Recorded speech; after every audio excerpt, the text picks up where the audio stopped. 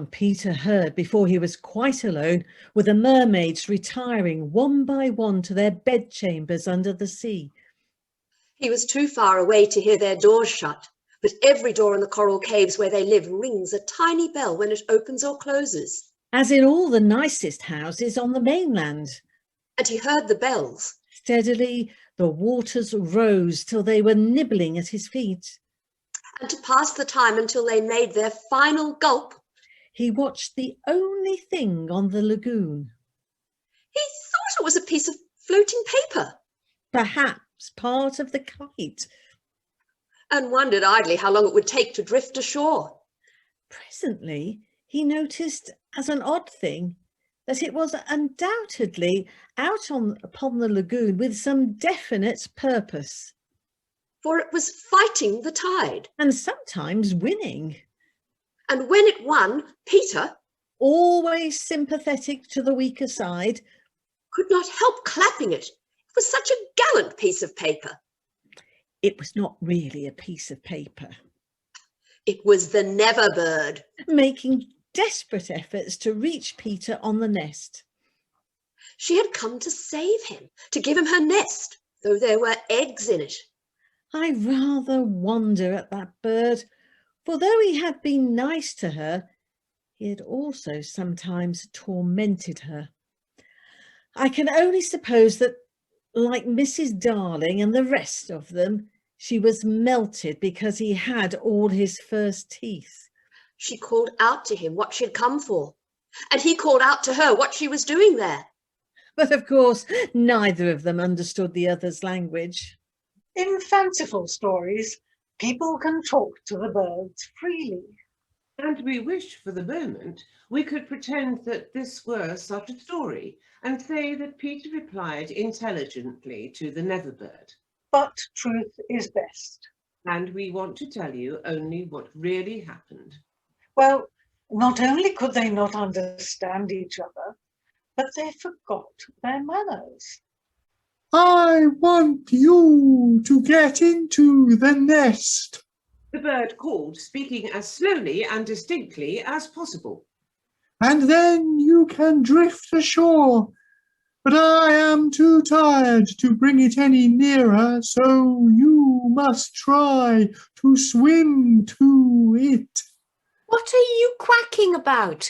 Why don't you let the nest drift as usual? I want you, the bird said, and repeated it all over. Then Peter tried slow and distinct. What are you quacking about? And so on. The Neverbird became irritated. They have very short tempers.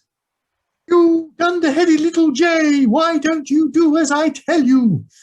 Peter felt that he was calling him names, and at a venture he retorted hotly, "So are you." Then rather curiously, they both snapped out the same remark. Shut up! Nevertheless, the bird was determined to save him if she could, and by one last mighty effort, she propelled the nest against the rock. Then up she flew, deserting her eggs, so as to make her meaning clear. Then at last he understood and clutched the nest and waved his thanks to the bird as she fluttered overhead. It was not to receive his thanks, however, that she hung there in the sky. It was not even to watch him get into the nest. It was to see what he did with her eggs. There were 2 large white eggs, and Peter lifted them up and reflected. The bird covered her face with her wings so as not to see the last of them. But she could not help peeping between the feathers. Starkey had hung his hat, a deep tarpaulin, watertight with a broad brim, on a stave on the rock. Peter put the eggs into this hat and set it on the lagoon. It floated beautifully. The Neverbird saw at once what he was up to and screamed her admiration of him. Ah! And alas, Peter crowed his agreement with her. Cock-a-doodle-doo! Then he got into the nest, reared the stave in it as a mast, and hung up his shirt for a sail. At the same moment, the bird fluttered down upon the hat and once more sat snugly on her eggs.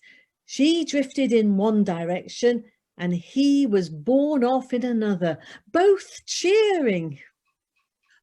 Of course, when Peter landed, he beached his bark. Being a small ship, Actually, the Neverbird's nest in this particular case in point. in a place where the bird would easily find it, But the hat was such a great success. that she abandoned the nest. It drifted about till it went to pieces, and often Starkey came to the shore of Lagoon, and with many bitter feelings watched the bird sitting on his hat. There were great rejoicings when Peter reached the home under the ground almost as soon as Wendy. who had been carried hither and thither by the kite. Every boy had adventures to tell. But perhaps the biggest adventure of all was that they were several hours late for bed. This so inflated them that they did various dodgy things to get staying up still longer. Such as demanding bandages.